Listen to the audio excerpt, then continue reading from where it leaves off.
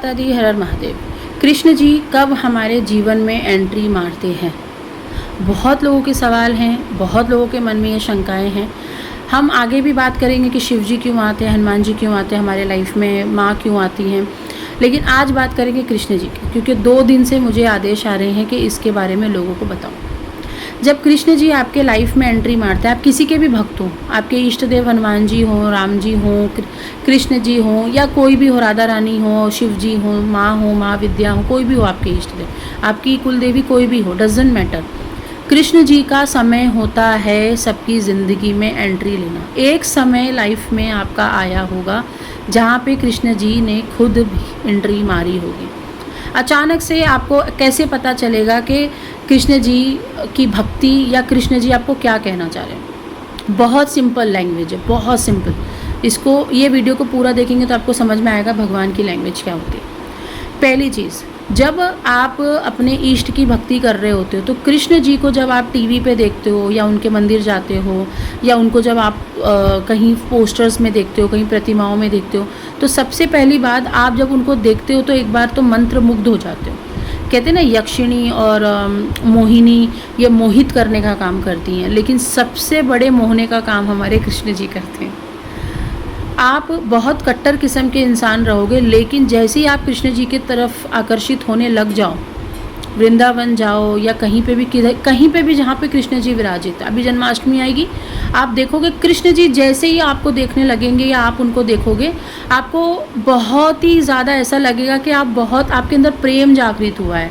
आप अपने पति से, अपने बॉयफ्रेंड से, अपने घर में किसी से भी इतना प्रेम नहीं करते होंगे जितना प्रेम अचानक से कृष्ण जी की तरफ आपको होने लग जाएगा। पहली संकेत। दूसरा संकेत, जब भी आप कृष्ण जी का नाम सुनोगे या उनका नाम जाप करने का, आपका नाम जाप करने का मन नहीं करेगा, क्योंकि आप तो किसी और को मान रहे हो इष्ट, आप किसी और को प्रेम कर रहे हो, आप किसी और की पूजा कर रहे हो।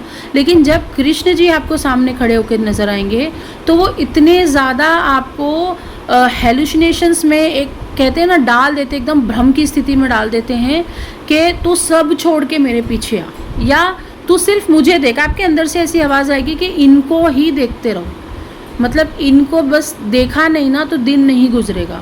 और उनको देख के धीरे धीरे आपको रोना आने लग जाएगा, धीरे धीरे आपको भाव बहुत ज़्यादा टूटेंगे, आपके दिल में ऐसा लगेगा कि मुझे पता है कि आप ना कहीं बैठ के ना मैं क्या ही सेवा करूँगी आपकी, आप सेवा कर रहे हो मेरी। कहीं ना कहीं मुझे किसी भी चीज़ की ज़रूरत पड़ती है तो आप मुझे बस सेवा के द्वारा पहुंचा देते हो, लोगों के द्वारा पहुंचा देते हो, या मुझे ऐसी जगह पे पहुंचा देते हो जहाँ पे मेरा काम हो जाता है, जहाँ पे मुझे सुकून लगता है। वो आपकी ज़िंदगी में इसलिए आते हैं। जब भी कृष्ण जी आपकी ज़िंदगी में आए, समझ जाओ आपके कर्म करने का समय है अभी। जैसे ही आप कर्म ख़त्म कर लोगे तो उसके बाद कौन से देवता की एंट्री होगी उसके बारे में मैं आपको नेक्स्ट वीडियो में बताऊंगी।